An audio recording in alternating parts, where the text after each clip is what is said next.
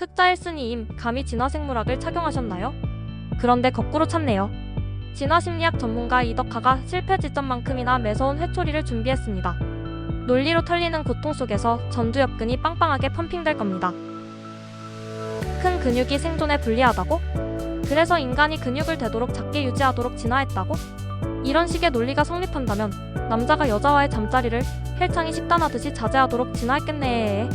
잠자리 오버트레이닝 소식이 여자의 아빠나 오빠나 남편의 귀에 들어가면 하체대의 지옥을 맛볼 수도 있으니까. 수컷 공작의 무지막지하게 크고 화려한 꼬리는 진화할 수 없었겠네. 생존의 측면에서 보면 중량 딥스 같은 핸디캡이니까. 흑자 헬스는 진화 디스크에 무리가 갈 만한 이상한 자세로 큰 근육에 시비를 걸었어. 누가 퍼뜨렸는지 모르겠지만 여러 헬스 유튜버들이 비슷한 소리를 하고 있어. 근육이 크면 생리적 자원을 많이 소모하니까 생존에 불리하대. 그래서 인간이 근육을 되도록 작게 유지하도록 진화했다는 거야. 그래서 약물을 사용하지 않는다면 웨이트 트레이닝으로 근육을 크게 만드는 것이 엄청나게 힘들다는 거야. 흑자 헬스표 진화생물학은 생존이 자연선택의 핵심인 것처럼 묘사했어. 하지만 자연선택의 핵심을 단 한마디로 표현하자면 생존 경쟁이 아니라 번식 경쟁이야. 짝짓기 없는 생존은 무의미할 때가 많아. 신족 선택이나 이기적 유전적 요소와 같은 것들 때문에 실상은 대단히 복잡하지만 여기에서는 그냥 넘어가자. 수컷 공작의 커다랗고 화려한 꼬리는 생존에 도움이 되기는커녕 핸디캡으로 작용해서 방해가 된다고. 그래도 진화했어. 짝짓기에 큰 도움이 되었기 때문이겠지. 흑자 헬스표 진화생물학은 큰 근육으로 얻을 수 있는 이득은 무시하고 비용만 따졌어. 비슷한 논리를 남자의 잠자리 욕망에 대입해볼까? 남자가 여자와 잠자리를 하다가 여러가지 손해를 볼 수 있지. 성병에 걸릴 수 있어. 여자의 남편이나 오빠나 아빠에게 된통당할 수도 있어. 바람둥이라는 명성 덕분에 결혼 시장에서 인기가 떨어질 수도 있어. 그렇다고 해서 남자가 잠자리를 최대한 자제하도록 진화했을 것 같니? 잠자리 욕망의 진화를 해명하려면 잠자리 때문에 치르는 비용뿐 아니라 잠자리 덕분에 챙기는 이득도 고려해야 해. 남자는 잠자리를 통해 여자를 임신시키는 번식 이득을 챙길 수 있지. 큰 근육에는 생리적 비용이 들어.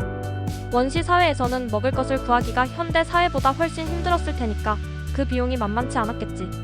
하지만 남자가 큰 근육을 통해 얻을 수 있는 것들이 상당히 많아. 근육이 큰 남자는 사냥을 더 잘할 수 있었을 거야. 근육이 큰 남자는 부족 내 몸싸움을 더 잘할 수 있었을 거야. 근육이 큰 남자는 부족 간 전쟁을 더 잘할 수 있었을 거야. 근육이 큰 남자는 가족을 더 잘 보호할 수 있었을 거야. 이런 것들 자체가 남자의 생존과 번식에 도움이 되었겠지. 큰 근육에 이런 장점들이 있으니까 여자들이 근육이 큰 남자를 선호하도록 진화했을 것 같아.